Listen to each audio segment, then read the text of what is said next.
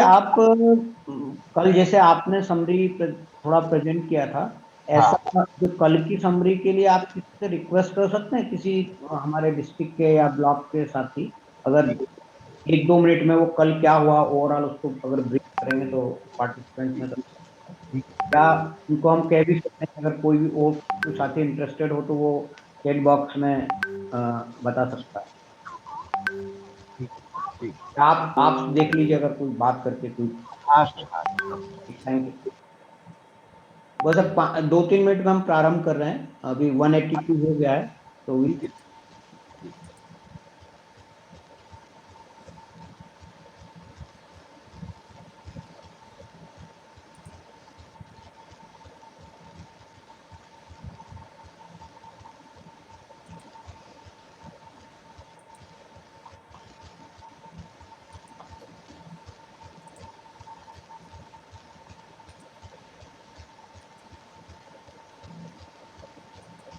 सुनील आप हैं, प्रेजेंट हैं? ठीक है, तो आप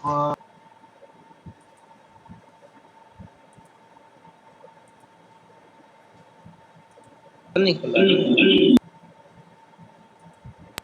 रहा।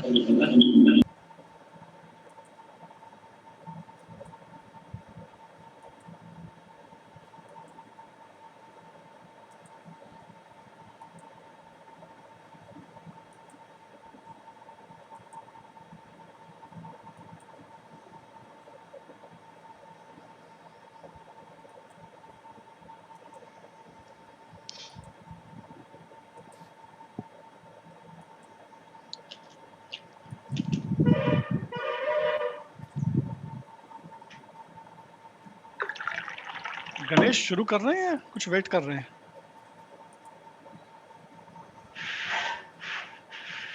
200 पहुंच गया है तो हम प्रारंभ कर सकते हैं मेरे ख्याल से।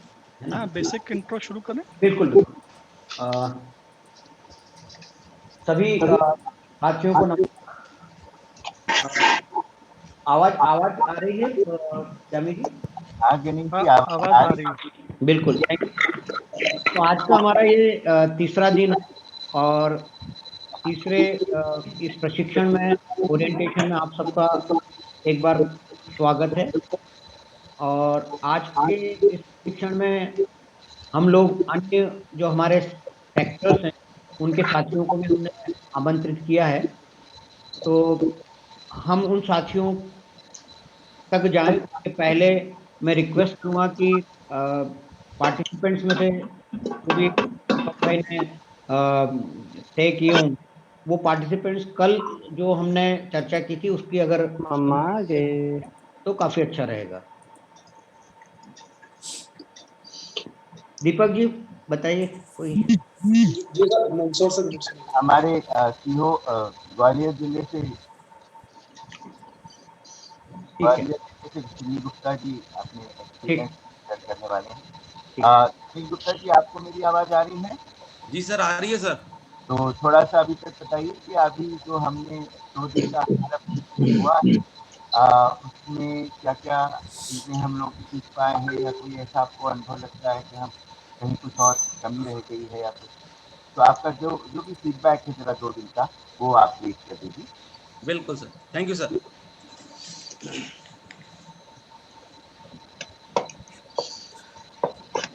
गणेश सर और दीपक सर, बहुत बहुत आपका धन्यवाद जो आपने मुझे फीडबैक के लिए आमंत्रित किया। इसके लिए मैं आपको मतलब तहे दिल से धन्यवाद देता हूं।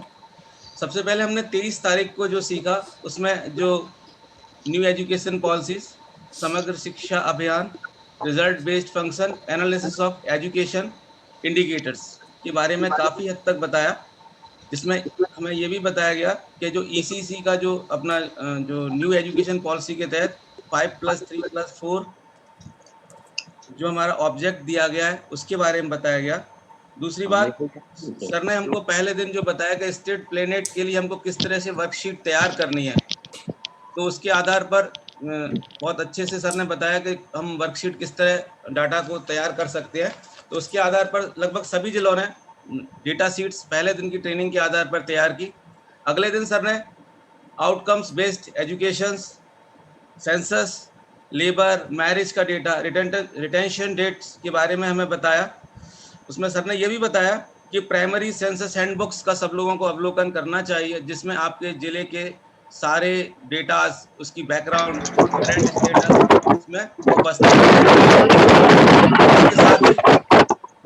इसके साथ ही सर ने स्टेट प्लेनेट के बारे में बताया कि उसमें आप किस तरह अपने डेटा को मतलब आप तैयार कर सकते हैं। उसके अलावा सर ने मैक्रो जो शेयर की थी, सॉफ्टवेयर शेयर किया था, उसके आधार पर आप किस तरह अपने डेटा को क्लियर कर सकते हैं, इंपोर्ट कर सकते हैं और डेटा को उसे सेव कर सकते हैं। उसके आधार पर सर ने ये भी बताया कि हम किस तरह अपने डिस्ट्रिक्ट का जियोग्राफिकल प्रेजेंटेशंस डेटा के आधार पर कंपैरिजन टाइम सीरीज डेटा के आधार पर हम कर सकते हैं। इसके आधार पर लगभग सभी जिलों ने अपना एक छोटा छोटा प्रेजेंटेशन जो स्टेट प्लेनेट पर तैयार किया था वो सर के साथ शेयर भी किया है।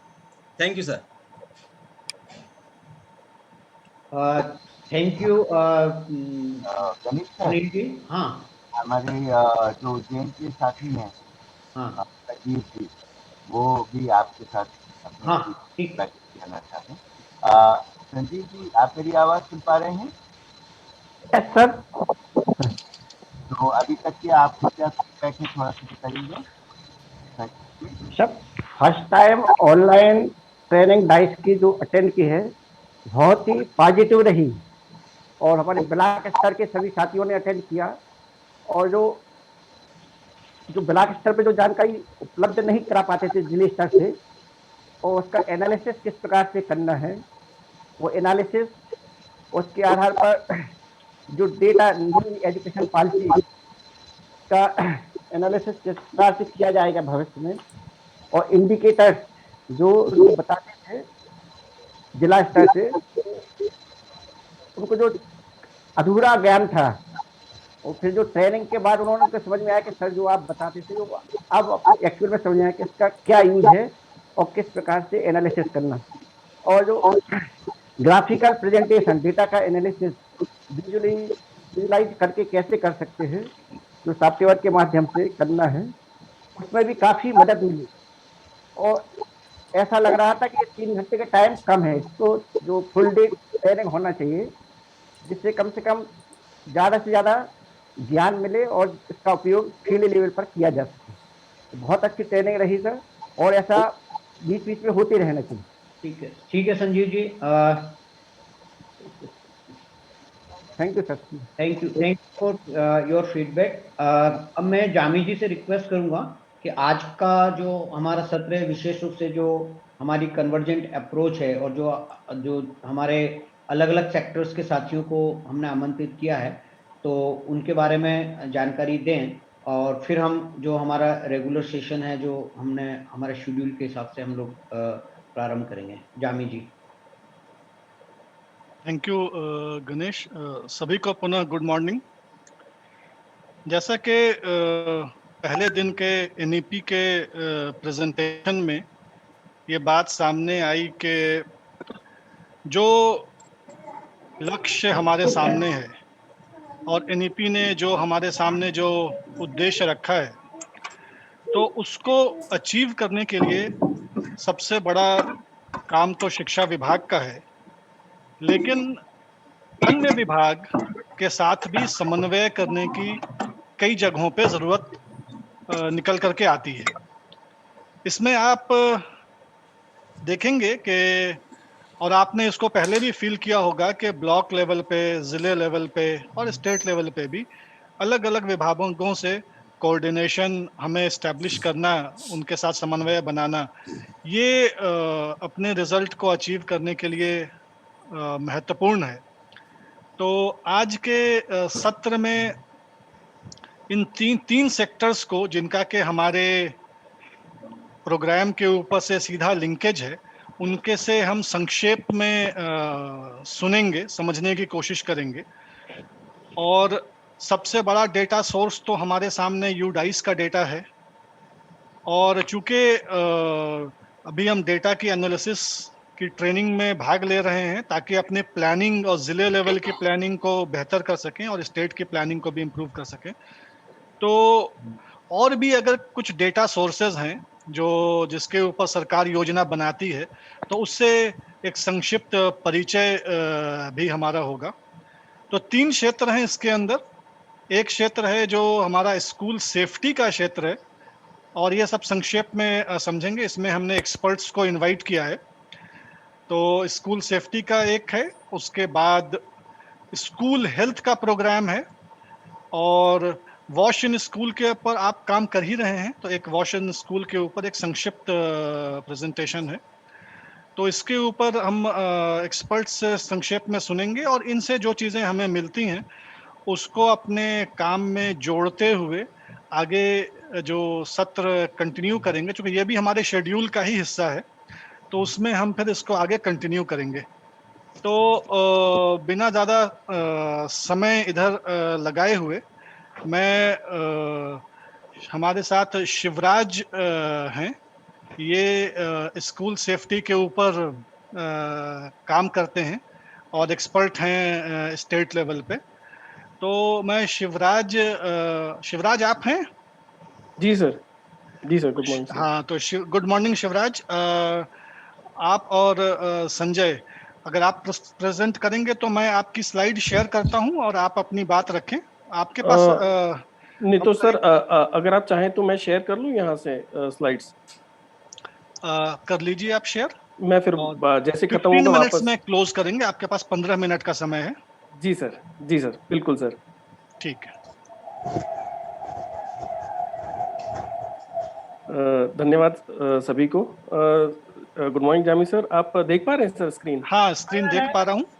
जी सर, तो ज़्यादा समय ना लेते हुए, क्योंकि समय बहुत सीमित है और सर ने ये हमको मौका दिया है शेयर करने का, तो उसके लिए मैं आभारी हूँ सर आपका, और राज्य शिक्षा केंद्र का भी। तो हम लोग शाला सुरक्षा के ऊपर थोड़ा सा चर्चा करेंगे, थोड़ा समझेंगे।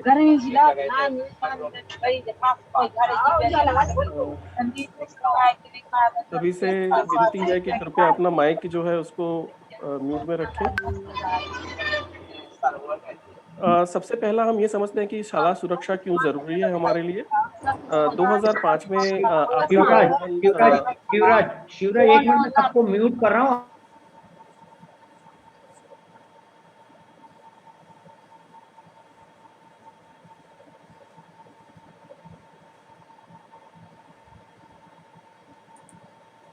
शिवराज आप अनम्यूट कर लीजिए, बाकी लोग म्यूट रहेंगे। जी सर, जी सर।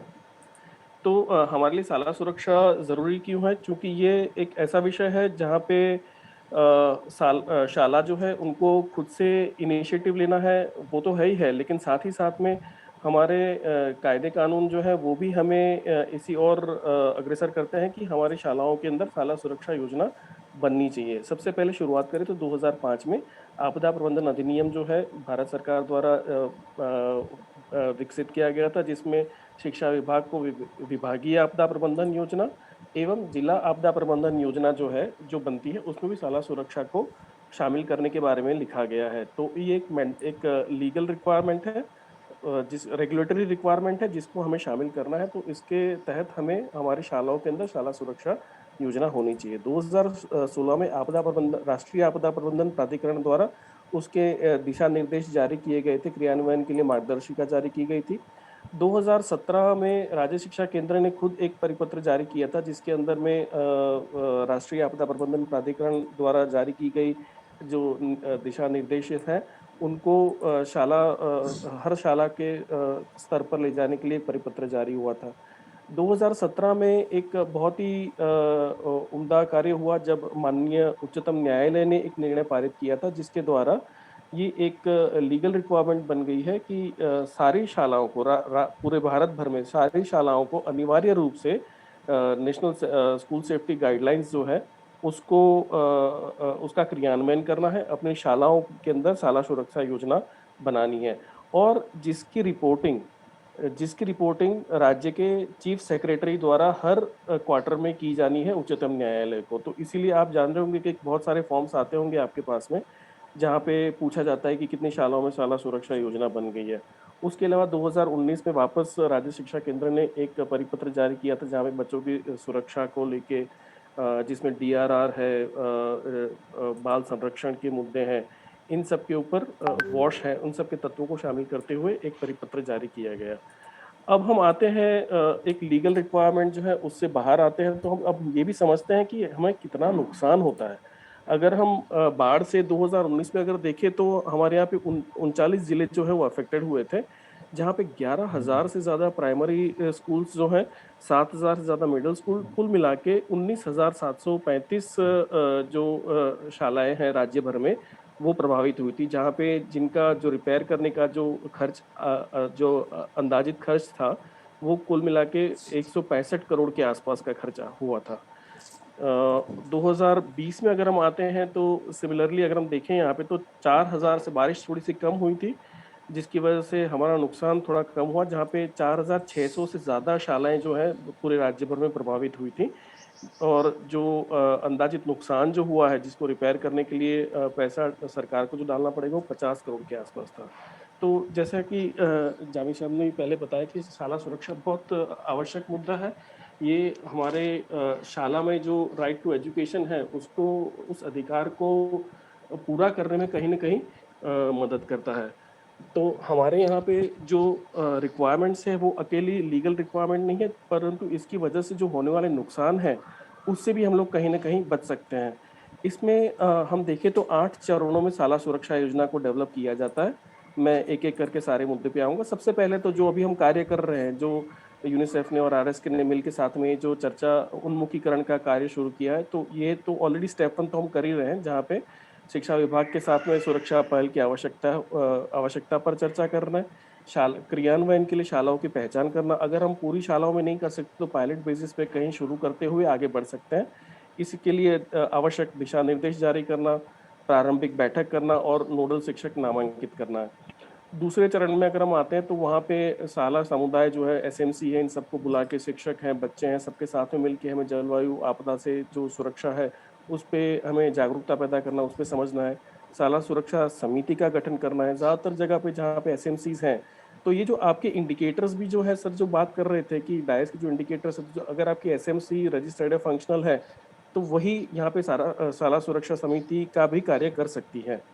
तो कहीं न कहीं आपके इंडिकेटर्स जो है वो यहाँ से भी हम लोग उसको मैप कर सकते हैं। अब तीसरा जो चरण है सबसे आवश्यक और मुख्यतः जिसमें हमें जोखिमों का चिन्हांकन करना है, जहाँ पे क्योंकि शाला में कौन आता है? शाला में ज़्यादातर बच्चे होते हैं और शिक्षक होते हैं। तो उन्हीं से, उनके द्वारा ही, क्योंकि वही अच्छे से जान पाएँगे कि हमें किस चीज़ से खतरा है, किस चीज़ से नहीं खतरा है। उनको, उनकी टीम बना दी जाए और वो शाला के प्रांगण में एक बार घूम के जोखिमों की पहचान कर सकते हैं कि जिससे उनके स्वास्थ्य को, उनकी जान को क्या खतरा हो सकता है। शाला के अंदर, शाला के बाहर, जिससे इसमें आपका अगेन एक और इंडिकेटर आता है कि जो ऑल वेदर रोड है कि नहीं है, बाउंड्री वॉल्स है कि नहीं है, फंक्शनल टॉयलेट्स हैं कि नहीं है, पानी की व्यवस्था है कि नहीं है, प्रांगण मतलब खेलने के लिए वहाँ पे व्यवस्था है कि नहीं। तो ये सारे इंडिकेटर्स भी यहाँ पे कहीं ना कहीं हम लोग टच अपॉन कर जाते हैं। कवर्ड कैंपस, सुरक्षित जल स्रोत, जैसे बताया मैंने आपको। शाला के बाहर के जो जोखिम है, सड़क पर तेजी से बढ़ते हुए ट्रैफिक, तालाब, नदियाँ, नालियाँ, यदि खुले में जल निकाइयाँ हैं, तो इन सब चीज़ों को भी हमारी शाला सुरक्षा योजना में शामिल करना चाहिए। कुछ उदाहरण के तौर पर आपको ये पिक्चर्स दिख रहे होंगे, जहाँ पे आप लेफ्ट साइड पे अगर ऊपर देखें तो वहाँ जो उतरने का रास्ता है, वहाँ वो ब्लॉक हो रखा है, वहाँ पे कहीं पे प्लास्टर निकला हुआ है, वो दिखा रहे हैं। तो ये कुछ एक उदाहरण है ताकि आप समझ पाएँ इसको और अच्छे से। हम अब चौथे चरण पे आते हैं, जहाँ पे शाला सुरक्षा योजना में जो चिन्हित जोखिम थे। अब ज़रूरी नहीं है कि सारे जोखिम जो है हमारे लिए एक बार में ही हम कर सकते हैं। कुछ संरचनात्मक हो सकते हैं, कुछ गैर संरचनात्मक हो सकते हैं। संरचनात्मक जो है वो क्योंकि उसमें पैसा लगता है और किसी जैसे बाउंड्री वॉल नहीं है तो उसमें ज़्यादा खर्च लग सकता है, तो उसमें हमें प्रायोरिटी सेट करनी पड़ेगी सबसे पहले कि कौन सी चीज़ हमें कम खर्च में सबसे पहले कर सकते हैं, और धीरे-धीरे करके इस तरह से प्राधान्य देते हुए अपना एक लिस्ट तैयार करें। और वो कम करने के लिए कौन ज़िम्मेदार होगा उसके लिए, फ़ॉलो अप करने के लिए, और कितने समय में हम इसको संबोधित कर सकते हैं, इन सब चीज़ों को हमें शामिल करना है शाला सुरक्षा योजना में। तो सत्यापित करने के लिए शाला प्रबंधन समिति के साथ बैठक करें। शाला विकास योजना में शामिल किए जाने के लिए प्रस्तुत किए जाएँ सारे मुद्दे। उसके साथ-साथ में हम लोग SMC, ड्यूटी बेयरर्स, जैसे इन सबको भी शामिल करें, तो उससे क्या होता है कि बच्चों को एक प्रोत्साहन मिलता है। दूसरी बात ये होती है कि सरकार की जो प्रतिबद्धता है वो भी यहाँ पे दिख जाती है। आप देख रहे हैं यहाँ पे DO साहब बैठे हुए हैं, एक उदाहरण है, फोटो दिया हुआ है।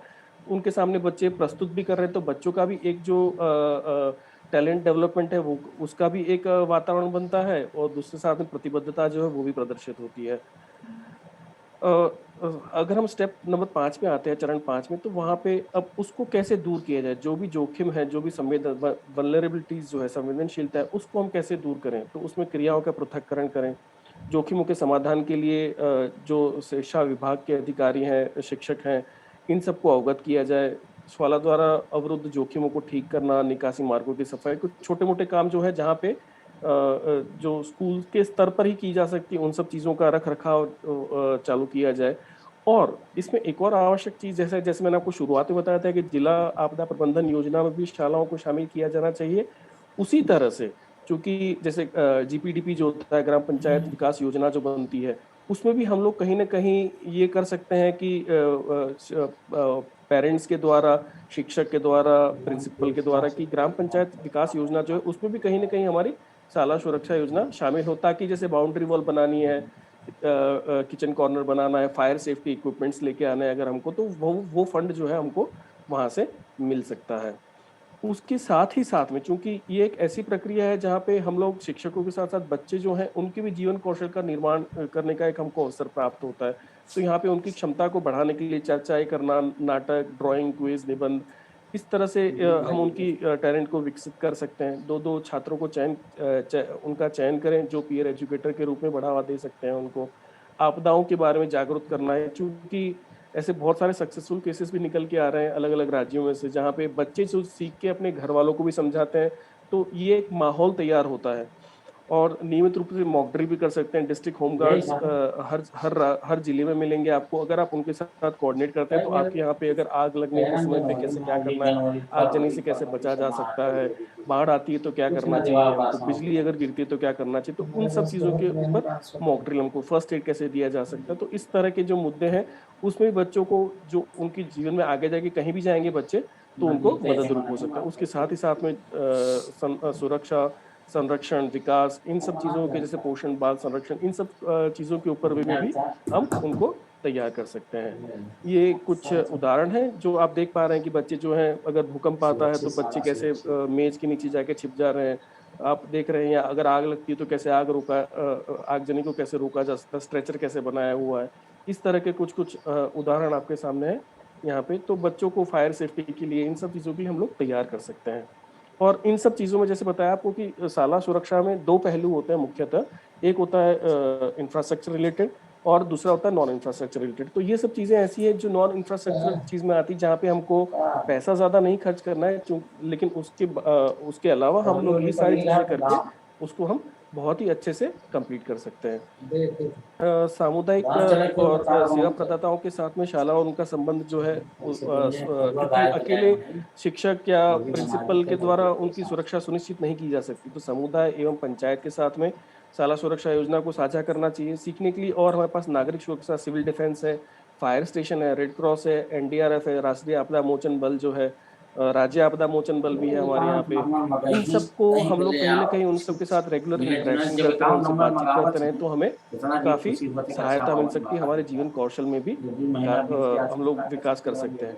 आखिरी जो पॉइंट है मैं आप लोगों के साथ शेयर करना चाहूंगा कि इसमें निरंतरता होना आवश्यक है, क्योंकि एक बार हमने शुरू किया, जैसे मैंने आपको शुरू में ही बताया था कि आपने जोखिमों का जो आकलन किया होगा, जरूरी नहीं है कि हर कोई जोखिम आप पहले साल में ही कंप्लीट कर पाएंगे। हो सकता है कि नेक्स्ट जब आपका कुछ चीजें ऐसी होंगी, कुछ जोखिम ऐसे होंगे जो आप उस समय पे आपकी प्राथमिकता में नहीं होंगे, लेकिन अगले साल में डेफिनेटली हम लोग उन जोखिमों को भी लेके आगे बढ़ सकते हैं। निरंतरता जो होती है वो हमारे लिए लाना बहुत जरूरी है, इसलिए उनकी निगरानी और योजना समय समय पर उसमें उसके हिसाब से संशोधन करना काफी आवश्यक है। तो अनचाहे खतरे अतिरिक्त नए जोखिम, जैसे कोविड था, तो कोविड महामारी जो है पहले नहीं थी, अब आ गई है, तो अब हमें क्या ध्यान रखना चाहिए।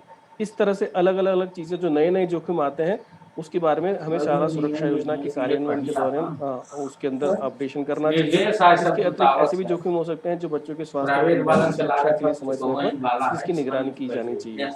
तो इसी के साथ मैं अपना प्रेजेंटेशन समाप्त करता हूँ। Thank you thank you Shivraj ji.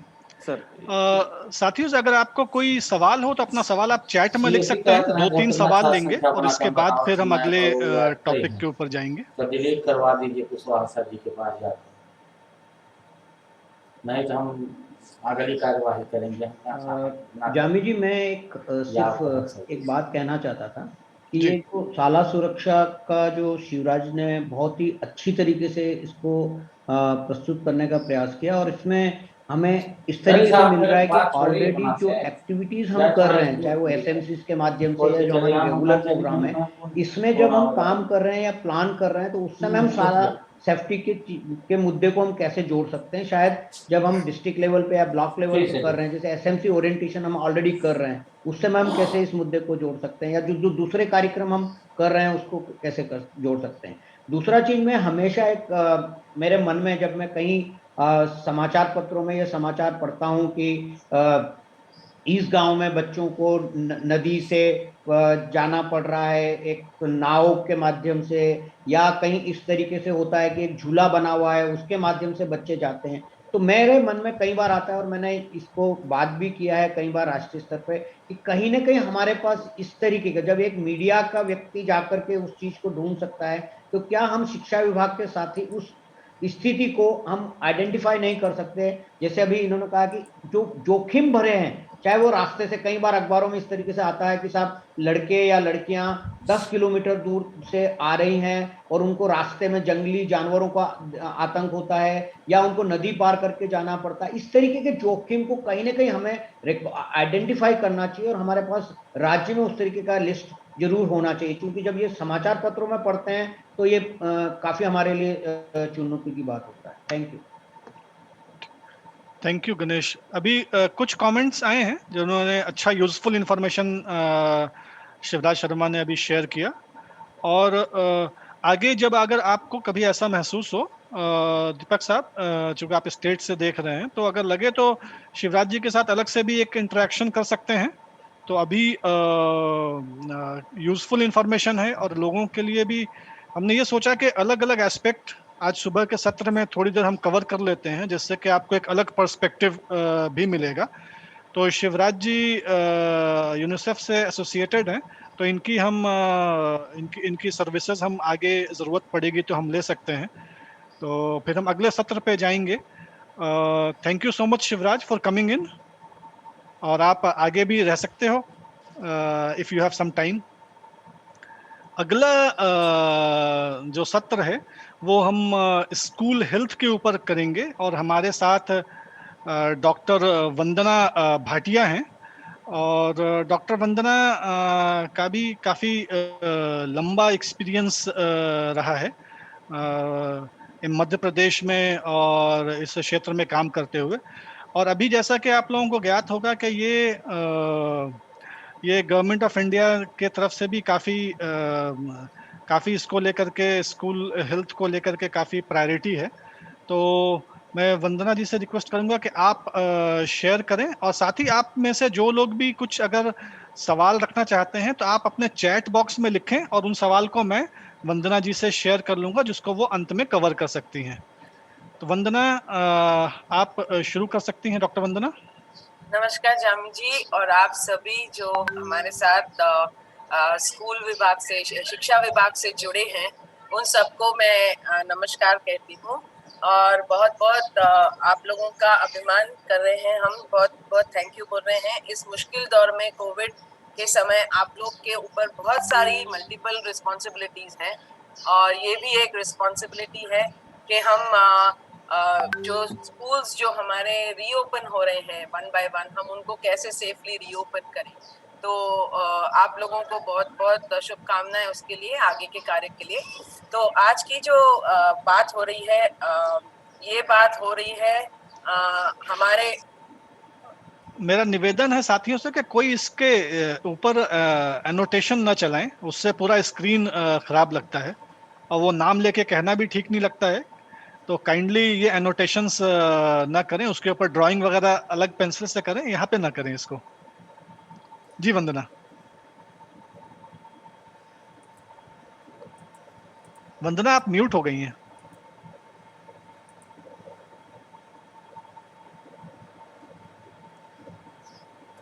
Okay, किसी ने मुझे म्यूट कर दिया था, sorry Jami ji. Okay sorry.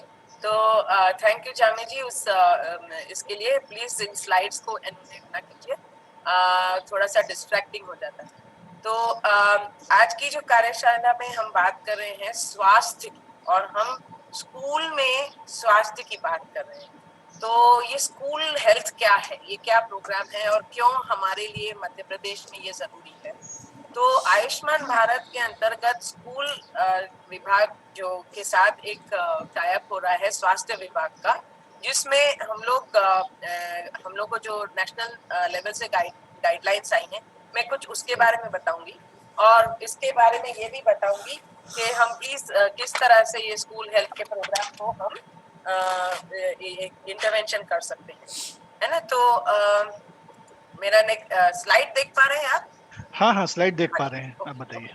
Okay, सो अगर स्कूल हेल्थ के प्रोग्राम में जाने से पहले बस मैं थोड़ा सा आपको कोविड की स्थिति से थोड़ा अवगत करा दूं, क्योंकि स्कूल हेल्थ की रीओपनिंग का एक सबसे बड़ा मुद्दा ये भी होगा कि हम कोविड के लिए सेफ स्कूल्स कैसे ओपन कर सकते हैं। वंदना जी, आपकी आवाज डिस्टर्ब हो रही है। आ रही है आवाज? संजय गणेश, आवाज आ रही है साफ? क्लियर है आवाज सर? गणेश जी, जामी जी, हाँ आपकी आवाज क्लियर है। ओके, सॉरी, थोड़ा माफी चाहूंगी पीछे डिस्टरबेंस इसलिए क्योंकि बिटिया के ऑनलाइन क्लासेस चालू है। सॉरी। ठीक है, आप कंटिन्यू करें जी।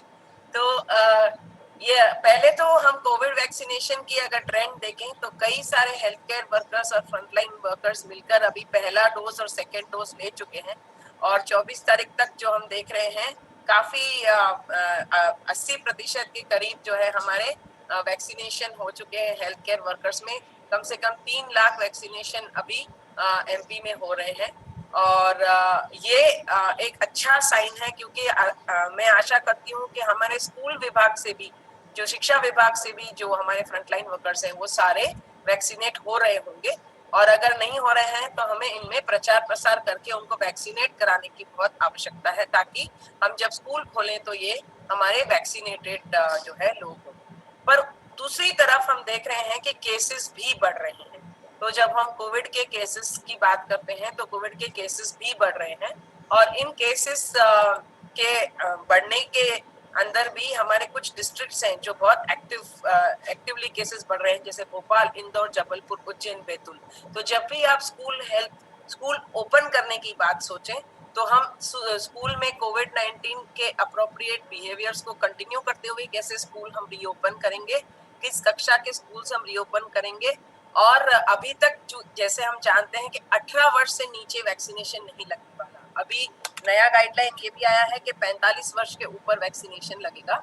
तो हमें ये ध्यान रखना है कि जब भी हम रीओपन करें तो infection control, biowaste management protocols और water sanitation hygiene practices school में कंटिन्यू रहें। साथ ही मास्क जो है कंटिन्यू, टीचर्स, फ्रंटलाइन वर्कर्स और दूसरे वर्कर्स स्कूल के जो विभाग हैं और हमारे स्टूडेंट्स हैं और उनके पेरेंट्स और ग्रैंड पेरेंट्स, उनके साथ भी हम ये अपना प्रचार प्रसार जारी रखें। तो ये एक बहुत महत्व का चीज है जो मैं स्कूल हेल्थ के पहले आपसे बात करना चाह रही थी। अगर हम आप लोग ये डेटा मुझसे बेहतर जानते हैं, ये डेटा हमें नेशनल स्कूल हेल्थ गाइडलाइंस में प्राप्त हुआ है कि हमारा अगर ग्रॉस एनरोलमेंट रेशियो देखेंगे तो 500 मिलियन जो बच्चे हैं वो स्कूल्स में होंगे भारत में 2030 तक। तो ये एक प्लेटफॉर्म है बहुत बड़ा, जिसमें स्वास्थ्य विभाग आपके साथ जुड़ सकता है कि हम स्कूल में ही बच्चों को जो है स्वास्थ्य की कुछ सेवाएं प्राप्त कर सकें, और कुछ एक स्कूल हेल्थ की जो हमारी गाइडलाइन बताती है कि हम कुछ education, school health related education, health and wellbeing पे भी हम पर्याप्त दे सकें। इसकी अगर हम पुष्टि करें तो 122 करोड़ तो ऑलमोस्ट इंडिया में ही है पॉपुलेशन। 21% जो है 1 in every 5 जो एडोलेसेंट्स हैं हमारे, और कई सारे हमारे बच्चे स्कूल में हैं, एडोलेसेंट बच्चे स्कूल में। और अगर हम कुछ बिहेवियर्स की बात करते हैं तो एडोलेसेंट्स में कुछ कॉमन बिहेवियर्स हैं जो अभी उनके हेल्थ के लिए रिस्क बन सकते हैं। जैसे 18% जो है लड़के जो है स्मोकिंग शुरू कर देते हैं बहुत जल्दी। 31% जो है 15 वर्षीय के ऊपर बच्चे आजकल फिजिकल इनएक्टिविटी के शिकार हैं, और अभी क्योंकि स्कूल भी बंद है, ऑनलाइन क्लासेस हो रहे हैं और कोविड की महामारी है तो और भी ज्यादा आप देखेंगे कि फिजिकल एक्टिविटी कम हो रहा है। इसकी वजह से obesity, diabetes, juvenile diabetes, heart disease बच्चों में और एडोलेसेंट्स में भी रिपोर्ट होने लगा है। एडोलेसेंट गर्ल्स की बात करें 14% और बॉयज 18% अल्कोहल यूज की तरफ बढ़ रहे हैं। 20% एडोलेसेंट्स को मेंटल हेल्थ इश्यूज रिपोर्ट हो रहे हैं और 11% एडोलेसेंट्स में ओबेसिटी, ओवरवेट का इश्यू आ रहा है। ये WHO का डेटा है, 2009 और 8 का पब्लिश डेटा है। तो हमारे बच्चों में नॉन कम्युनिकेबल डिजीजेस का भी उतना ही रिस्क बढ़ रहा है, जैसे प्री डायबिटिक बच्चे या ट्राइग्लिसराइड्स बढ़ना, कोलेस्ट्रॉल बढ़ना, हाइपरटेंशन या किडनी डिजीज, ये सारे जो फैक्टर्स हैं ये भी बढ़ रहे हैं। अगर हम बच्चों में बॉयज और गर्ल्स में अगर हम ये ग्राफ देखें तो बता रहा है कि कौन से डिजीजेस इनको ज्यादा जो है इफेक्ट करते हैं 10 to 14 और 15 to 19 एज ग्रुप में। तो कुछ तो है टीनेज प्रेगनेंसी, मैटरनल कंडीशंस भी है, लेकिन कुछ हमें सेल्फ हार्म, रोड इंजरी यानी कि रोड सेफ्टी उनको पता नहीं है, ड्राउनिंग के कॉजेज, रेस्पिरेटरी कॉजेज, फिर हमारे इंटरपर्सनल वायलेंस, ये सारे कॉजेज बहुत सारे जो है सामने आते हैं। Besides of course respiratory infections, diarrhoea और risk to reproductive health issues, infections, HIV, ये सारे रिस्क भी हैं। दूसरी तरफ मध्य प्रदेश का मैं कुछ डेटा आपको अभी दिखा रही हूँ, जो हमारे पीडियाट्रिक वार्ड और पीडियाट्रिक ICU में किस तरह के बच्चे एडमिट होते हैं। तो ये जब हम देखते हैं तो अक्सर जो बच्चे हमारे एडमिट होते हैं कोई रेस्पिरेटरी कॉज की वजह से होता है, कोई कार्डियक डिजीज से, कोई पेट की प्रॉब्लम से, कोई इन्फेक्शियस डिजीज से, कोई ब्लड रिलेटेड डिसऑर्डर्स से। तो ये जो नीचे का अगर आप पाई देखेंगे राइट साइड में पीडियाट्रिक वार्ड का जो पाई है, पर ये बच्चे अगर एडमिट होते हैं और ये इस एज ग्रुप वाइज बच्चे हैं, जैसे कई बच्चे ऑफ कोर्स 5 इयर्स से कम हैं, लेकिन बहुत सारे बच्चे 5 से 15 वर्ष के बीच के भी बच्चे पीडियाट्रिक वार्ड और पीडियाट्रिक ICU में एडमिट होते हैं।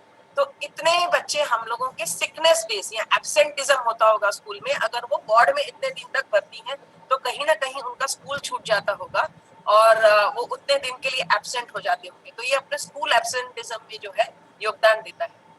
ये एक और डेटा आपको दिखाना चाहूंगी, राष्ट्रीय बाल स्वास्थ्य कार्यक्रम का डेटा है कि कुछ जो बच्चे हैं, ये मध्य प्रदेश का ही डेटा मैं आपको दिखा रही हूँ। 1% बच्चों में क्लेफ्ट लिप यानी कि ये होंठ जो फटने का जो एक कंजेनाइटल होता है, बर्थ से होता है, ये प्रॉब्लम है, या कंजेनाइटल आंखों में कैटरैक्ट होता है, या कंजेनाइटल हार्ट डिजीज होता है, न्यूरल ट्यूब डिफेक्ट्स होते हैं। तो ये जो बच्चे हैं डिफेक्ट्स एट बर्थ वाले, इनको आगे जाके फिर हम लोग बहुत सारे फिजिकल चैलेंजेस आते हैं, जिसकी वजह से या तो वो स्कूल जा नहीं पाते या जाते हैं तो उनको स्पेशल अटेंशन की जरूरत पड़ती है। और ये सारे जो साइलेंट चीजें हैं जैसे कैटरैक्ट या कंजेनिटल हार्ट डिजीज अगर बचपन में मिस हो गई तो बड़े होके इनको स्कूल में पढ़ाई करने में दिक्कत होगी, या ग्रास्प करने में दिक्कत होगी, देखने में दिक्कत होगी, या कंजेनिटल हार्ट डिजीज में दौड़ते भागते वक्त वो अगर पकड़ी नहीं गई है बचपन में तो स्कूल में जाके पकड़ी जाएगी। क्योंकि आप स्पोर्ट्स में देखेंगे ऐसा बच्चा जो है अक्सर भाग नहीं पाता और उसको जल्दी दम लगता है या पाल्पिटेशंस होते हैं। तो ये आपका एक जो ये इशू है ये आता है। सिमिलरली डेफिशिएंसीज बहुत सारी स्कूल में भी पकड़ी जाती हैं, बचपन में आइडियली पकड़ी जानी चाहिए, लेकिन अगर वो हेल्थ में नीचे नहीं पकड़ी गई है और वो बच्चा कहीं नहीं एक्सकेप हो गया तो ये स्कूल में पकड़ी जा सकती है। स्किन डिजीजेस आप जानते हैं, स्कूल में लाइस का प्रॉब्लम होता है, बॉडी लाइस का, स्केबीज का, क्योंकि बच्चे बहुत क्लोज एनवायरनमेंट में रहते हैं, अगर हाइजीन प्रॉपर नहीं है तो वो हो सकता है। Vitamin A deficiency, mall nutrition, anaemia, ये सारे प्रॉब्लम्स होते हैं बच्चों में। सिमिलरली बहुत सारे childhood illnesses, dental conditions, heart disease, ये सब होते हैं।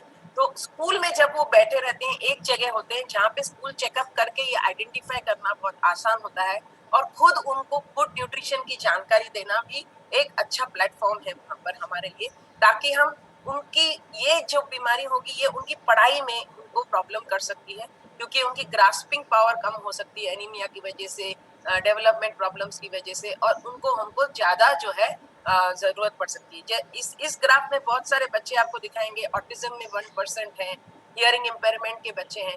तो कई बार ये बच्चे अगर नीचे नहीं पकड़े गए, बहुत कम एज में नहीं पकड़े गए, तो वो स्कूल में आके भर्ती होते हैं, माँ बाप को भी पता नहीं होता है, स्कूल टीचर को भी पता नहीं होता है कि ये क्यों परफॉर्म बेटर नहीं कर रहा, लेकिन एक्चुअली उसके पीछे कोई स्वास्थ्य का कारण रहता है। दूसरी डेटा अगर हम देखें तो एनीमिया गर्ल्स में 34%, बॉयज में 19%। टीनेज प्रेगनेंसी की समस्या अभी भी हमारे प्रदेश में है 7% के करीब। और अगर हम अर्ली मैरिज की बात करें तो अर्ली मैरिज हमें अभी भी एमपी में आप सब जानते हैं कि अभी भी एक प्रॉब्लम है, और कई लोग जो है जो अर्ली मैरिज में फर्स्ट प्रेगनेंसी डिले नहीं कर पाते हैं। और अगर हम सब्सटेंस मिसयूज की बात करें तो अल्कोहल और टोबैको और एनसीडीज का जो इश्यूज है, सुसाइड्स का इश्यूज है, ये भी इम्पोर्टेंट है। और आप लोग जानते होंगे कि मध्य प्रदेश में एक इकाई है, स्पेशल न्यूबॉर्न केयर यूनिट या इकाई, जहाँ पे लो बर्थ वेट, प्रीटर्म या हाई रिस्क बच्चे भर्ती किए जाते हैं। सालाना एस्फिक्सिया, लो बर्थ वेट या सांस लेने की दिक्कत, लो बर्थ वेट प्रीटर्म बच्चे जो हैं, जो समय से पहले जन्मे बच्चे हैं, वो ऐसे बच्चे 1 लाख के करीब इन इकाइयों में जो है भर्ती होते हैं। और ये बच्चे 80% से ज्यादा उन माताओं को जो है से जन्मे हैं जिनकी एज जो है एट फर्स्ट प्रेगनेंसी 21 ईयर्स से कम थी, या फिर उनको 3 साल से कम का बर्थ स्पेसिंग था 2 बच्चों के बीच। तो ये कहाँ से हम एजुकेशन ठीक कर सकते हैं? जब हम स्कूल हेल्थ में इन बच्चों को पकड़ेंगे। और कई सारी जो मदर्स हैं, they are not even primary educated. That means there is some school dropout because of which they are dropping out of school. And if they are caught early, मतलब जल्दी अगर हम इनको स्कूल में पकड़ेंगे तो हम ये सारी जानकारी जो है, इनको लाइफ स्किल्स की जानकारी हम इनको दे सकते हैं। तो ये हमारा जो वाई इन्वेस्ट इन स्कूल, ये सारा डेटा आपको ये बताएगा कि हमें क्यों स्कूल में इन्वेस्ट करना चाहिए। ट्रिपल बेनिफिट है हमारे लिए, हेल्थ इम्प्रूव हो रहा है, फ्यूचर एडल्ट बनने वाले हैं वो, तो वो एक हमारे लिए एक रिस्पॉन्सिबल पेरेंट बन सकते हैं। टाइमली वो शादी करें, टाइमली उनके बच्चे हों, ताकि वो इंटरजनरेशन साइकिल जो है लो बर्थ वेट का, प्रीटर्म का, वो हम घटा सकें। वो हमारी नेक्स्ट जनरेशन है। और अगर हम $5 इन्वेस्ट करते हैं एक एडोलेसेंट में, तो हमारे को 10 टाइम्स बेनिफिट होगा इकोनॉमी में, और हम 12.5 करोड़ जो है जिंदगियां बचा सकेंगे। स्पेशली अनवांटेड प्रेगनेंसी 30 मिलियन हम प्रिवेंट कर सकेंगे। और सेकेंडरी स्कूल एजुकेशन के में जो इकोनॉमिक बेनिफिट्स होंगे, जो गेन्स होंगे, हमारे 12 टाइम्स होंगे अगर हम उसमें इन्वेस्ट करेंगे। तो आयुष्मान भारत के अंतर्गत ये बड़ी अपॉर्चुनिटी है, और ये हमें sustainable development goals for good health and wellbeing achieve करने में भी मदद करेगी। नेशनल हेल्थ पॉलिसी 2017 के अंतर्गत और MHRD की जो लाइफ स्किल एजुकेशन का प्रोग्राम है, उसके अंतर्गत ये सारे जो प्रोग्राम से फंडेड होंगे। तो इस वक्त स्कूल एजुकेशन के थ्रू, डाइट और SIRD के थ्रू ही ये सारी और कास्केडिंग चल रही है इंडिया में। और हम लोग इस प्रोग्राम के अंतर्गत जो गवर्नमेंट का टारगेट है कि हम 23 करोड़ बच्चों को, 56 लाख टीचर्स को और 11 लाख पब्लिक स्कूल्स तक हम पहुंच सकते हैं। और कम से कम 2025 में जब हम जानते हैं कि 500 मिलियन जो पॉपुलेशन है हमारी स्कूल्स में रहेगी। तो कौन सी एक्टिविटीज है स्कूल हेल्थ में? अगर हम बात करें तो एज अप्रोप्रिएट लर्निंग है for each type of disease, या आप बोले जो न्यूट्रिशन डेफिशिएंसी कैसे कम करना, खुद की डाइट कैसे कंट्रोल करना, कौन से हेल्थ की चीजें हमें फॉलो करनी है। मेंस्ट्रुअल हाइजीन एक बड़ा इशू है, जिसकी वजह से ग्लोबली रिपोर्टेड है कि हम गर्ल्स स्कूल मिस करती हैं।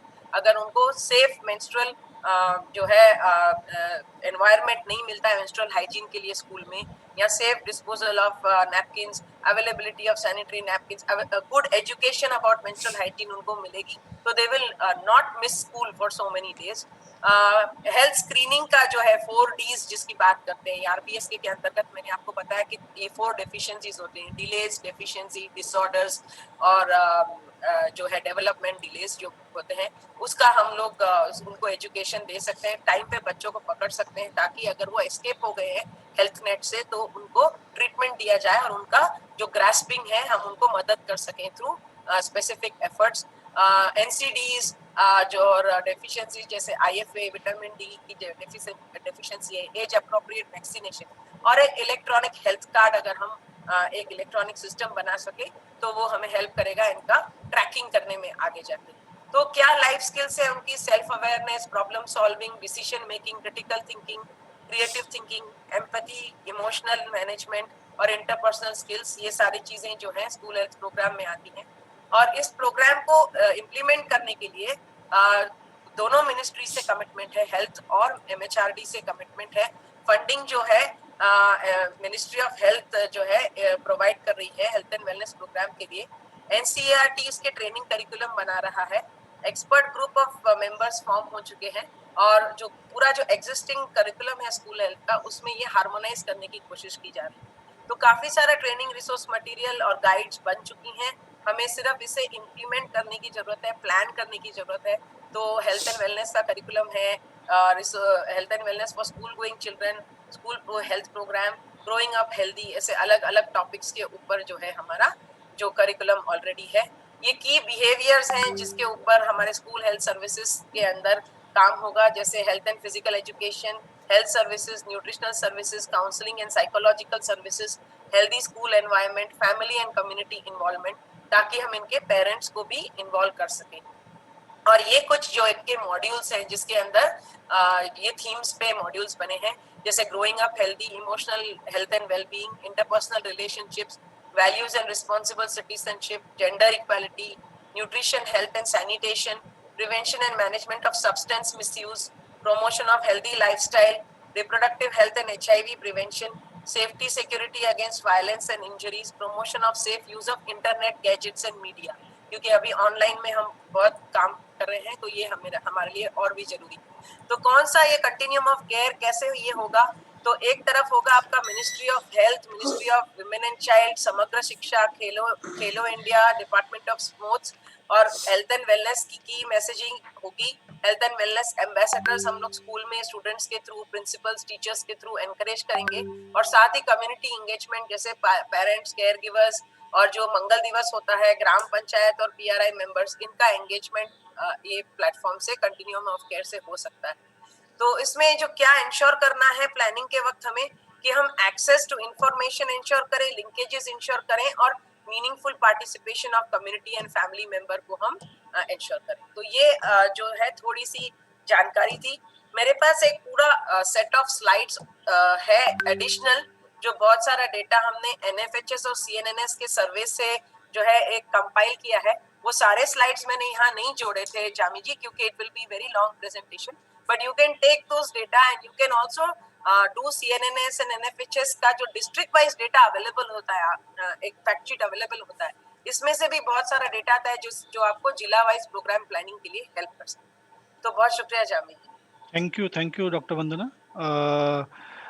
ये जो आपने बताया कि जो प्रेजेंटेशन और डिटेल डेटा है, आप अगर उसे मेल कर दें तो हम अभी यहाँ जो हमारी स्टेट टीम है जो इसको पूरे कोऑर्डिनेट कर रही है राज्य शिक्षा केंद्र में, उनके साथ हम शेयर कर लेंगे, और वो उसको फिर अपनी ज़िलों में और पार्टिसिपेंट्स के साथ वो भेज सकते हैं। So thank you so much, आपने अपना समय निकाला। और ये हम लोगों के लिए एक तरह से, कई लोगों के लिए इंट्रोडक्टरी या शुरुआती एक तरह से इंट्रोडक्शन था हमारे लिए, और आगे जो भी इसके अंदर डिटेल्स होंगे उसको हम लोग और समझेंगे। So thank you so much. अब हम अगले टॉपिक के ऊपर जाएंगे, और ये आपका नया टॉपिक नहीं है, ये पहले भी आप लोगों ने इसके ऊपर हैंडल किया हुआ है। ये है वॉश इन स्कूल। इसका काफ़ी डेटा आप खुद आप लोगों ने इसको डेवलप किया है, एनालाइज किया है, पहले भी एनालिसिस में चीज़ें निकल करके आई हैं। तो अभी जो वॉश इन स्कूल के स्पेशलिस्ट हैं, वॉश के स्पेशलिस्ट हैं, ये पंकज माथुर जी हैं, और मैं पंकज जी से रिक्वेस्ट करूंगा कि यूडाइस और जो डेटा सोर्सेज हैं उसको हम थोड़ा सा हमें इंट्रोड्यूस करें, ताकि जब हम अपनी प्लानिंग करें तो उसको हम ध्यान में रख सकते हैं। तो पंकज आप हैं? हाँ जामी, आप सुन सकते हैं मुझे? हाँ बिल्कुल, आपकी आवाज़ साफ है। आप अपना स्लाइड प्रेजेंट कर सकते हैं डायरेक्टली, या मैं करूं? हाँ, मैं एक बार देख रहा हूँ, मुझे स्लाइड यहाँ पे आई डोंट थिंक कुछ इशू है। आप शेयर कर सकते हैं अपनी तरफ से, शायद मेरे को अलाउ नहीं कर रहा है ये। नहीं, मल्टीपल पार्टिसिपेंट्स, एक बार कोशिश कीजिए, आ जाएगा। नहीं, मैं अलाउ कर देता हूँ, 1 मिनट रुकिए। हाँ, या आ गया आपका ये। नमस्कार पंकज। नमस्कार गणेश, कैसे हैं? बहुत बढ़िया। हाँ, अब आप अलाउ कर सकते हैं शेयर। ओके, ये कह रहे हैं who's disabled participant screen sharing। नहीं, मैंने अलाउ कर दिया है, कोई बात नहीं। तो आप नहीं, आपने उसको डिसअलाउ किया, अलाउ हुआ है अब आप देखिए पंकज। 1 मिनट।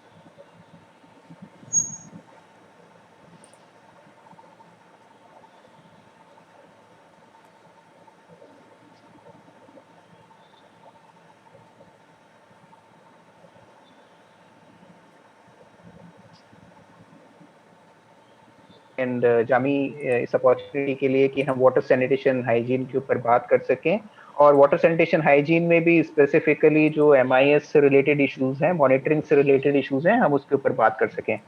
तो ये मैंने एक छोटा सा प्रेजेंटेशन तैयार किया है। बेसिकली ये प्रेजेंटेशन हम लोगों को बताने की कोशिश करेगा कि वाटर सैनिटेशन हाइजीन की अगर हम वॉश की बात करते हैं स्कूल्स में, तो मॉनिटरिंग से रिलेटेड हमारे पास क्या क्या एविडेंस हैं, यानी कौन से डेटा सेट्स हमारे पास अवेलेबल हैं, उसके हमारे पास चैलेंजेस क्या हैं और हमारे पास अपॉर्चुनिटीज क्या हैं। और आज की डेट में सबसे बड़ी अपॉर्चुनिटी अगर हम देखें तो हमारे साथ गणेश यहाँ जुड़े हुए हैं, और मेरे ख्याल से गणेश ने जितना काम किया है मॉनिटरिंग में ओवरऑल और खासकर स्कूल वॉश मॉनिटरिंग में, तो आई थिंक गणेश आप भी इसमें ऐड कर सकते हैं अगर आपको लगता है कि कोई और चीजें बहुत ज्यादा इंपॉर्टेंट हैं तो।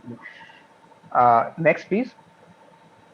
तो यदि हम मोटा मोटा देखें, ज्यादा डेटा सेट्स पे नहीं जाए, तो आज की डेट में 4 ऐसे डेटा सेट्स हैं जो हमको कहीं ना कहीं से मिलते हैं, जो हमको स्थिति बताते हैं कि वाटर सैनिटेशन हाइजीन की स्कूल्स में क्या स्थिति है। तो सबसे पहला जो डेटा सेट हमारे पास आता है वो स्वच्छ विद्यालय पुरस्कार का आता है। मैं एक्सक्लूसिवली अभी बात कर रहा हूँ सैनिटेशन की, वाटर सैनिटेशन की, जो SVP या स्वच्छ विद्यालय पुरस्कार बेंचमार्किंग भी कहलाती है।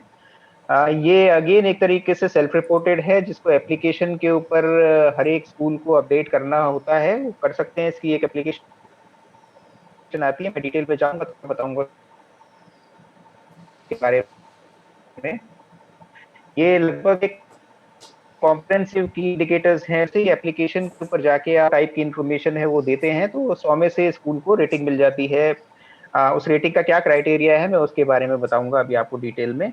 दूसरा जो हमारा यूनिवर्सल डेटा सोर्स है वो UDAS का डेटा सोर्स है। ये भी एक सेल्फ रिपोर्टेड डेटा सोर्स है, ये एनुअली हम लोगों को अवेलेबल होता है, और इसके भी कुछ प्री डिफाइंड इंडिकेटर्स होते हैं जो ज्यादातर हम लोग अभी इंफ्रास्ट्रक्चर की बात करते हैं, हालांकि उसमें और नए इंडिकेटर्स ऐड करने की बात हो रही है, लेकिन हम उसमें देखेंगे कि कितने विद्यालयों में जेंडर सेपरेटेड टॉयलेट्स हैं, या मान लीजिए सैनिटेशन की व्यवस्था है, या वाटर की व्यवस्था है, या ये है कि हैंड वॉशिंग की व्यवस्था है। तो वो UDAS हमको हर साल एक मोटा मोटा एक तरीके से पूरा सेंसस दे देता है कि स्कूलों की हमारे क्या स्थिति है। एक अभी नया डेटाबेस भारत सरकार ने शॉर्ट टाइम के लिए डेवलप किया है, मिनिस्ट्री ऑफ जल शक्ति ने, जो 100 डेज कैंपेन कहलाता है। और मेरे ख्याल से आप सब लोगों को शायद पता होगा कि भारत सरकार ने 2 अक्टूबर को माननीय प्रधानमंत्री महोदय ने इस प्रकार का डिक्लेरेशन किया था कि हमारे जितने भी विद्यालय और आंगनबाड़ी हैं वहाँ पे पीने के पानी की व्यवस्था पाइप्ड वाटर से टैप कनेक्टिविटी होना जरूरी है। तो उसके लिए उन्होंने 100 दिन का एक कैंपेन बनाया था, जिसकी लास्ट डेट अभी 31 मार्च को होने वाली है, जिसके लिए एक डेटाबेस मिनिस्ट्री ऑफ जल शक्ति की वेबसाइट पे बनाया गया है, जिसका बेसिक डेटा नॉर्मली UDAS से लिया गया है, लेकिन वो अपडेट करता है अपने आप को डेटा कि कितने विद्यालयों में और आंगनबाड़ियों में पीने के पानी की व्यवस्था पाइप्ड वाटर से या टैप्ड वाटर से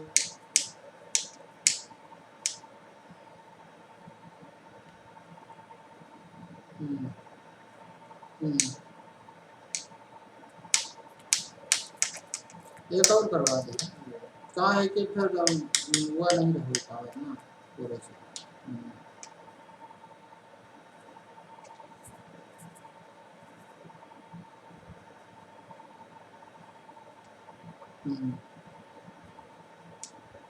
देख ले, हम बात करते हैं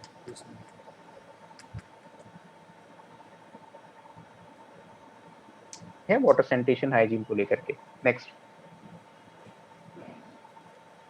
तो ये जहां तक स्वच्छ विद्यालय पुरस्कार बेंचमार्किंग की बात है, यहाँ पे आप देख सकते हैं कि लगभग मैक्सिमम स्कोर हम इसमें बात कर रहे हैं कि करंट स्वच्छ विद्यालय पुरस्कार में 100 का मैक्सिमम स्कोर है, जिसमें पानी को 22 मार्क दिए गए हैं, टॉयलेट के लिए 28 हैं, हैंड वॉशिंग विद सोप के लिए 20 हैं, ऑपरेशन मेंटेनेंस के लिए 15 है, और behaviour change and capacity building के जो इंडिकेटर्स हैं उनसे रिलेटेड 15 मार्क्स हैं। तो ये इनको टोटल करेंगे तो 100 आएगा, जिसके कुछ इंडिकेटर्स भी डिफाइन किए गए हैं।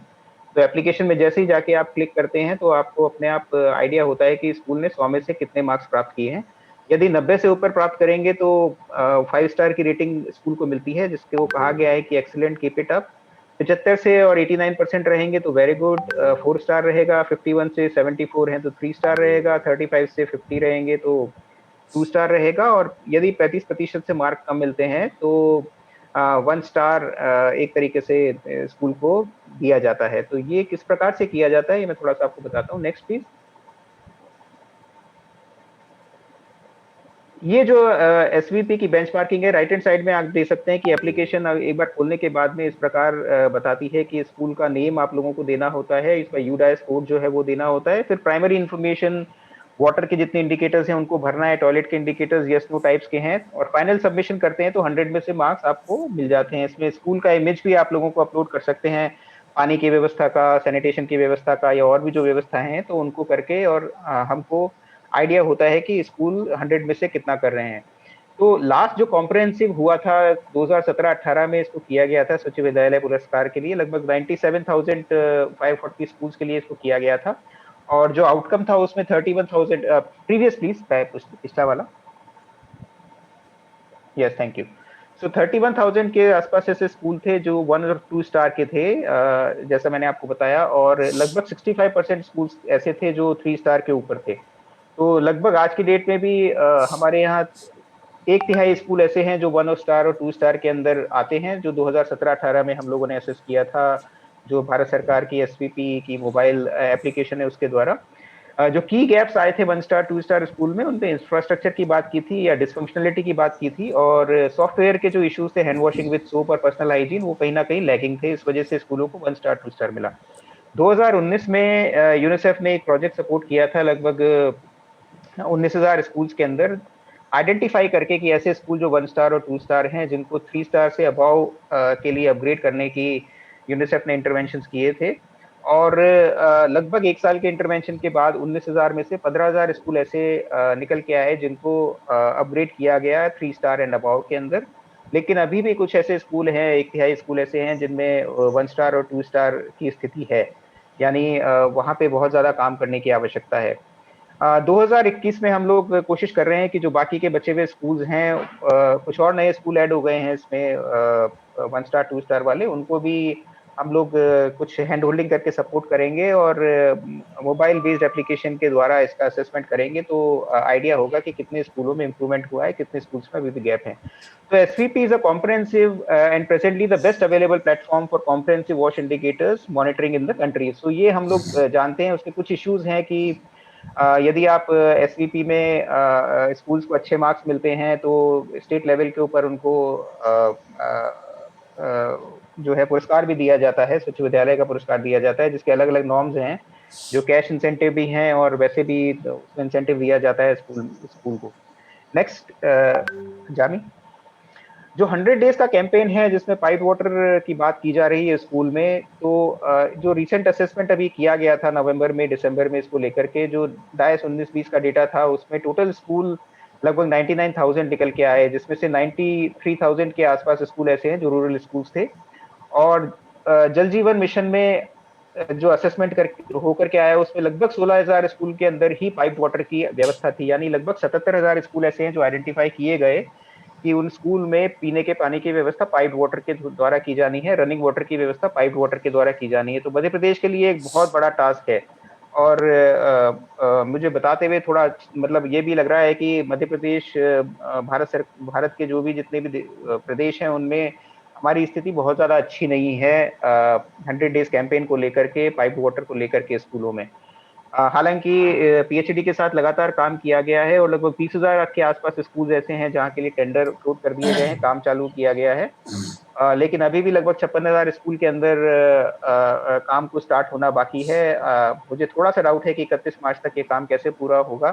स्कूल्स भी क्लोज्ड हैं, पीएचडी और आरएसके के बीच के कुछ इश्यूज भी हैं जिनको रिजॉल्व किया जाना है, लेकिन ये डेटा अवेलेबल है ejalshakti.gov.in के ऊपर, जिसको आप एक्सेस कर सकते हैं और आपको आइडेंटिफाई कर सकते हैं कि कौन से डिस्ट्रिक्ट्स इसमें ठीक काम कर रहे हैं, कौन से डिस्ट्रिक्ट्स में चैलेंजेस ज़्यादा हैं, जो यहाँ पे एक मैप की सहायता से आपको दिखाया गया है। स्कूल्स और आंगनबाड़ी दोनों के लिए इस प्रकार का डेटा उपलब्ध है। तो मेरे ख्याल से आज की डेट में जो हमारे लिए सबसे बड़ी अपॉर्चुनिटी है वो ये है कि हमारे को डेडिकेटेड फंड्स अवेलेबल हैं, डेडिकेटेड मशीनरी अवेलेबल है, डेडिकेटेड, अगर हम देखे जाए तो एक प्रकार से कमिटमेंट है भारत सरकार का और मध्य प्रदेश सरकार का कि स्कूल में कम से कम पाइप्ड वाटर को जो है वो किया जाना जरूरी है। तो हम हालांकि यहाँ बैठे हुए हैं सभी लोग, और MIS के भी हमारे साथी सब लोग जुड़े हुए हैं, तो मुझे लगता है कि आज की डेट में सबसे बड़ी जो हमारी जिम्मेदारी है, जो हमको अपॉर्चुनिटी नजर आती है, वो 100 डेज कैंपेन को सक्सेसफुल बनाने की है, ताकि हम बच्चों के लिए इंश्योर कर सकें कि हमारे सभी विद्यालयों में पीने के पानी की व्यवस्था पाइप वाटर के थ्रू हो, रनिंग वाटर की व्यवस्था टॉयलेट्स में हैंड वॉशिंग के लिए पाइप वाटर के थ्रू अवेलेबल हो। Next please. जो यूडाइस की बात है, वो डेटा हम लोगों को आइडिया है कि किस प्रकार से आता है, और आप देख सकते हैं कि जो लेटेस्ट डेटा बताया गया है उसमें लगभग अभी भी 9,651 ऐसे स्कूल हैं हमारे, जहाँ पे 9,651 ऐसे शौचालय हैं, लगभग 10% के आसपास, जो फंक्शनल नहीं है, फंक्शनैलिटी का उसका इशू है। लेकिन क्या हम यूडाइस के डेटा के ऊपर विश्वास कर सकते हैं? क्या ये डेटा रिलायबल है? और functionality of school toilets is a big challenge, specially in view of covid protocol. जब हमको पता है कि स्कूल्स भी बंद रहे हैं, टॉयलेट के फंक्शनलिटी का इशू हो सकता है, पानी का इशू हो सकता है, तो अभी भी जो फंक्शनलिटी है शौचालयों की, पीने के पानी की, वो एक बहुत बड़ा क्वेश्चन मार्क है हमारे प्रदेश में। और यदि हम हैंड वॉशिंग की व्यवस्था को देखें तो लगभग 61,000 स्कूलों के अंदर ही अवेलेबल है। लगभग 1/3 स्कूल ऐसे हैं जहाँ पे अभी भी हैंड वॉशिंग की व्यवस्था नहीं है। हालांकि पिछले साल डेडिकेटेड फंड प्रोविजन किया गया था एनुअल इम्प्लीमेंटेशन प्लान में, लगभग 15,000 स्कूल के अंदर, 14,399 टू बी एग्जैक्ट, जहाँ पे हैंड वॉशिंग के ऊपर काम चल रहा है, हैंड वॉशिंग यूनिट्स जो है वो स्टैब्लिश करने का काम चल रहा है। लेकिन हम जानते हैं कि कोविड-19 के कॉन्टेक्स्ट में ये नॉन नेगोशिएबल है, और प्रत्येक स्कूल के अंदर हैंड वॉशिंग विद सोप की व्यवस्था और फैसिलिटी होना आवश्यक है, यदि हम इसको देखना चाहें तो। Next please. तो जो हमारे क्रिटिकल वॉश मॉनिटरिंग से रिलेटेड हमको इश्यूज नजर आते हैं, और मैं फ्लैग करना चाहूंगा उनको दोबारा आपको, जितने भी हमारे डेटा सेट्स हैं उसके साथ में। तो सबसे पहली बात तो है कि डेटा सेट की रिलायबिलिटी, कि यदि हमारे विद्यालय आज भी अगर ये रिपोर्ट कर रहे हैं कि केवल 10% ऐसे स्कूल हैं जहाँ पे टॉयलेट फंक्शनल नहीं है, तो ये मेरे को लगता है कि एक बहुत बड़ा क्वेश्चन मार्क है, खासकर उस कॉन्टेक्स्ट में कि एसवीपी के द्वारा अगर हम देखें तो लगभग 1/3 स्कूल ऐसे हैं जो 1 स्टार और 2 स्टार में आ रहे हैं। तो दोनों डेटा सेट में कहीं ना कहीं किसी प्रकार का मिसमैच है, और बहुत सॉलिड वाला जो है मिसमैच है, ये बताने के लिए कि कहीं ना कहीं हमारे स्कूल में हम जो सेल्फ रिपोर्टिंग कर रहे हैं वहाँ पे थोड़ा बहुत मुझे लगता है कि कैपेसिटी की आवश्यकता है। कहीं ऐसा तो नहीं है कि हम फंक्शनैलिटी ज्यादा रिपोर्ट कर रहे हो, अवेलेबिलिटी ज्यादा रिपोर्ट कर रहे हैं और स्थिति उससे थोड़ा सा फर्क हो। तो उस चीज को स्कूलों के लेवल के ऊपर, उस चीज को MIS मॉनिटरिंग के लेवल के ऊपर उस बात को देखना आवश्यक है। शाला दर्पण का एक हमारे पास अपॉर्चुनिटी अवेलेबल है हमारे कॉन्टेक्स्ट के अंदर, मध्य प्रदेश के कॉन्टेक्स्ट में, अच्छा है कॉन्क्रीटिंग मॉनिटरिंग के हिसाब से, और हमको लगातार हर महीने एक प्रकार का डिपस्टिक मेजर मिलता है कुछ स्कूलों से कि हमारे यहाँ क्या स्थिति है। लेकिन यहाँ पे भी अगर हम वॉश के इंडिकेटर्स देखें तो उसकी मॉनिटरिंग जो है वो रेगुलर और रिलायबल शायद नहीं है, जिसको रेगुलर और रिलायबल बनाने की आवश्यकता है कि किस प्रकार से हम हमारे शौचालयों को देखते हैं in terms of them being functional और नॉन फंक्शनल, की खाली स्कूलों में शौचालयों का होना, लेकिन अगर मान लीजिए वो फंक्शनल नहीं है, वो इस्तेमाल नहीं कर पा रहे हैं, बच्चे टूटे पड़े हैं, या उसके लीच पिट टूटे हुए पड़े हैं, या मान लीजिए उसके पॉट टूटे हुए पड़े हैं, पानी की व्यवस्था नहीं है, तो क्या हम उसको फंक्शनल मानेंगे या नहीं मानेंगे? वो एक बड़ा बहुत क्वेश्चन मार्क है। और लोकल इनोवेशंस की मेरे को लगता है इसके अंदर आवश्यकता है। स्कूल लेवल को मॉनिटरिंग को लेकर के बहुत से स्कूलों ने मॉनिटरिंग को थोड़ा बहुत इनोवेट करने की कोशिश की है, बच्चों के साथ में थोड़ा बहुत, SMC के साथ में थोड़ा बहुत, टीचर्स ने अपने लेवल के ऊपर उन चीजों को अपनी तरफ से इनपुट प्रोवाइड किए हैं, चाहे वो एक्सेस को लेकर के हों, चाहे फंक्शनलिटी को लेके हों। और नहीं कोई जरूरत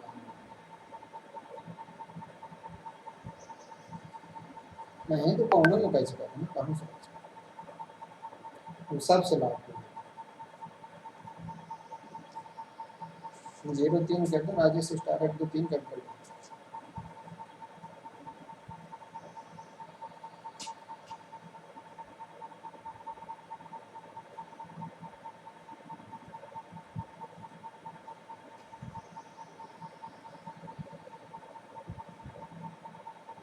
नेटवर्क कमजोर है।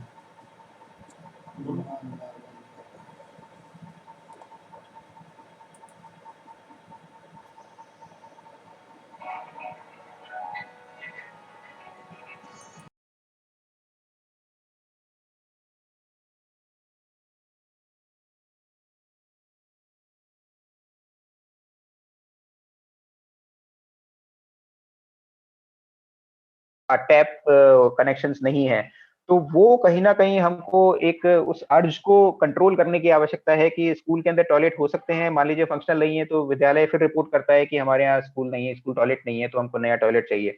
तो वो एक जो कैपेसिटी है लोकल लेवल पे उसको स्ट्रेंथन करने की आवश्यकता है। मैं अभी खाली आपको MIS से रिलेटेड, मॉनिटरिंग से रिलेटेड बात कर रहा हूँ, हालांकि बहुत बड़ा टॉपिक है कि किस प्रकार से आप फंक्शनैलिटी के ऊपर ध्यान दे सकते हैं, फंक्शनैलिटी को इम्प्रूव कर सकते हैं, लेकिन समय के साथ में इस बात के ऊपर बहुत ज्यादा जोर देने की आवश्यकता है हमको कि हमारे विद्यालयों में जो भी इंफ्रास्ट्रक्चर है उसको हम किस प्रकार से मेंटेन कर रहे हैं और उसके लिए हम किस प्रकार से मेंटेन करने की व्यवस्था कर रहे हैं ताकि वो लंबे समय तक फंक्शनल रहें, ताकि हमको बार बार ऐसे शौचालय ना बनाने पड़े जो एक तरीके से हम हमारे लोकल जो हमारी लैंग्वेज है उसमें बात करते हैं कि बिल्ड एंड थ्रू टाइप के, ऐसा ना हो कि हमने आज बनाए और पता चला कि 6 महीने में फंक्शनैलिटी खत्म, तो वो एक तरीके से यूजलेस हो गए। शाला दर्पण को मुझे लगता है कि एक बहुत अच्छी अपॉर्चुनिटी है और बहुत अच्छा प्लेटफॉर्म है हमारे कॉन्टेक्स्ट में, जिसको हमको स्ट्रेंथन करने की आवश्यकता है कंटिन्यूटी मॉनिटरिंग के साथ में, स्कूल को मोटिवेट करने के लिए, ताकि स्कूल जो है वॉश प्रोटोकॉल्स को मॉनिटर कर सके, इम्प्रूव कर सके, और CSE BSE जो भी हमारे इसमें जुड़े हुए हैं, जो स्कूल तक जाते हैं, इंस्पेक्ट करते हैं और जो डेटा लेकर के आते हैं, तो उनका रोल दोनों तरीके का बनता है कि पहली बात तो ये है कि एक बार जाके देखें कि स्थिति कैसी है, और अगर स्थिति मान लीजिए कहीं ना कहीं कुछ सुधार की आवश्यकता है तो खड़े होकर के वहां पे सुधार करा सकें या स्कूलों को बता सकते हैं कि किस प्रकार से सुधार करना है, और थोड़ा फ्रीक्वेंसी और क्वांटिटी हम लोग शाला दर्पण में बढ़ा सकते हैं कि कैसे ज्यादा से ज्यादा स्कूल हम लोग भेज सकते हैं और वॉश के इंडिकेटर्स को किस प्रकार से हम लोग मॉनिटर कर सकते हैं। वॉश इन स्कूल बेंचमार्किंग, मैंने बताया कि आज की डेट में सिर्फ अगर हम वॉश को देखें तो सबसे ज्यादा अप्रिशिएटिव और अप्रोप्रिएट मॉनिटरिंग का टूल हमको नजर आता है, और हालांकि इसमें भी ये है कि बहुत ज्यादा जोर लगाना पड़ता है स्टेट लेवल से सभी स्कूलों तक पहुंचने के लिए और सभी स्कूल में टीचर्स को मोटिवेट और कैपेसिटी बिल्ड करने में, ताकि वो अपने एप्लीकेशन को अपडेट करते रहें और डेटा सबमिट करते रहें। एप्लीकेशन के भी कुछ अपने इश्यूज हैं नेटवर्क कनेक्टिविटी को लेकर के, फंक्शनैलिटी को लेकर के, जिसके ऊपर कंटिन्यूसली 3 से 4 साल में काम किया गया है पिछले, लेकिन आज की डेट में हम लोग कह सकते हैं कि एक अच्छी एप्लीकेशन अवेलेबल है जिसके बेसिस के ऊपर एक सेल्फ असेसमेंट टीचर द्वारा किया जा सकता है कि हमारा स्कूल मान लीजिए पिछले साल 2 स्टार था तो इस साल 3 स्टार पहुंचा या और स्लिप हो गया या 2 स्टार पे मेंटेन कर रहा है, और अगर मान लीजिए 2 से 3 स्टार पे जाना है या 3 से 4 स्टार पे जाना है, कौन कौन सी वो छोटी छोटी चीजें हैं जो हम हमारे लेवल के ऊपर कर सकते हैं ताकि हमारा स्कूल कंटिन्यूसली इंप्रूव होता रहे। वॉश के गैप्स को जो है वो हमको प्लान करना बहुत ज्यादा आवश्यक है, और मेरे को लगता है कि यदि अभी प्लानिंग का समय चल रहा है, एनुअल इम्प्लीमेंटेशन प्लान हैं हमारे, तो हमको वाटर सैनिटेशन हाइजीन को कहीं ना कहीं उसको प्रायोरिटाइज करना पड़ेगा एनुअल इम्प्लीमेंटेशन प्लान में, जैसा कि पिछली साल किया गया था। मैंने आपको बताया कि जब स्टेट लेवल के ऊपर SSA से बात की गई, RSK से बात की गई, तो आइडिया हुआ कि हैंड वॉशिंग की व्यवस्था अभी भी स्कूलों में बहुतों में नहीं है, तो एक स्पेशल अरेंजमेंट किया गया था पिछले साल लगभग 14,399 स्कूल्स के लिए हैंड वॉशिंग के लिए स्पेशल फंड देने का। सभी स्कूलों के अंदर लगभग 15,000 रुपए के आसपास या 10 या 15,000 रुपए ऐसा कुछ दिया गया था, जिसके बेसिस के ऊपर हम लोगों ने डिजाइन तैयार कराई और सभी स्कूल में जितने भी टीचर्स हैं या अगर मान लीजिए आपके SSA के जितने भी इंजीनियर्स हैं उनकी कैपेसिटी बिल्डिंग की व्यवस्था की गई, और वो एक काम जो है चल रहा है। तो हर साल हमको इस प्रकार से गैप्स हमको आइडेंटिफाई करने पड़ेंगे। वो एक्सेस से रिलेटेड हो सकते हैं कि मान लीजिए व्यवस्था ही उपलब्ध नहीं है, या दूसरा हो सकता है कि व्यवस्था उपलब्ध है और वो फंक्शनल नहीं हो, और तीसरा है कि व्यवस्था उपलब्ध हो और फंक्शनल हो लेकिन उसका यूज जो है या उपयोग जो है प्रॉपर्ली नहीं हो पा रहा है। तो किस प्रकार से हम उसको प्रायोरिटाइज कर सकते हैं वो इम्पोर्टेंट है। और इस साल का आप लोगों को पता ही है कि एक बहुत बड़ा टास्क है, कमिटमेंट है पूरे भारत देश का कि सभी विद्यालयों में और आंगनबाड़ियों में पाइप वाटर की व्यवस्था की जानी है। तो कहीं ना कहीं हमको लगता है कि प्रायोरिटी है, परंतु उस प्रायोरिटी को देखते हुए कहीं ना कहीं गैप्स को आइडेंटिफाई करके और प्लानिंग करने की आवश्यकता है। और लास्टली जो सबसे इम्पोर्टेंट पार्ट है जिसमें भी सभी लोगों के सहयोग अपेक्षित है कि कैपेसिटी बिल्डिंग, जो हम लोकल लेवल पे SMC की बात करते हैं, पंचायती राज इंस्टीट्यूशन की, और बच्चों की बात करते हैं, चाइल्ड कैबिनेट्स अगर स्कूलों में है, ताकि अगर मान लीजिए हमारे पास रिसोर्सेज उपलब्ध नहीं है तो भी लोकल लेवल पे रिसोर्स मोबिलाइज किए जा सके, उनका इम्प्लीमेंटेशन किया जा सके और सिस्टम एक स्कूल लेवल के ऊपर बनाया जा सके, वो बहुत ज्यादा इंपॉर्टेंट है मुझे लगता है। इस पूरे फ्रेमवर्क में, इस पूरी जो हमारा वर्क प्लान है उसमें आवश्यकता है कि इस चीज को भी हमको इंक्लूड करना पड़ेगा। I think that's all. Next is the last slide. Thank you very much. और थोड़ा सा मुझे एक्सक्यूज कीजिए कि जल्दी थी तो इस वजह से और बहुत सारे मैं इश्यूज इसके अंदर इंक्लूड नहीं कर पाया हूँ, लेकिन जहां तक मॉनिटरिंग की बात है मुझे लगता था कि जो इम्पोर्टेंट एस्पेक्ट हैं वो यहाँ पे इंक्लूड किए हैं। गणेश, अगर आप इसमें कुछ ऐड करना चाहें अपने बेसिस के ऊपर, अपने एक्सपीरियंस के ऊपर, तो I think that will be very valuable. Pankaj धन्यवाद, थैंक यू जामी। आपने सारे पॉइंट्स को कवर कर लिया और आगे का जो हम सेशन लेंगे, हम उसकी शुरुआत जो आप लोगों ने, वंदना जी ने और शिवराज ने जो डिस्कशंस किए हैं वहीं से हम इसको स्टार्ट करेंगे। Thank you Pankaj, thank you so much. Thank you Pankaj. तो गणेश, अभी 5 मिनट्स का ब्रेक ले लेते हैं, जो कि हम लोगों ने शुरू किया था करीबन 10:30 बजे, और उसके बाद फिर सेशन रिज्यूम करें। 11:45 हो रहा है, 5 मिनट के ब्रेक के बाद। ठीक है, थैंक यू। तो सभी साथियों से है कि आप 5 मिनट का ब्रेक ले लें और उसके बाद फिर शुरू करेंगे। Thank you.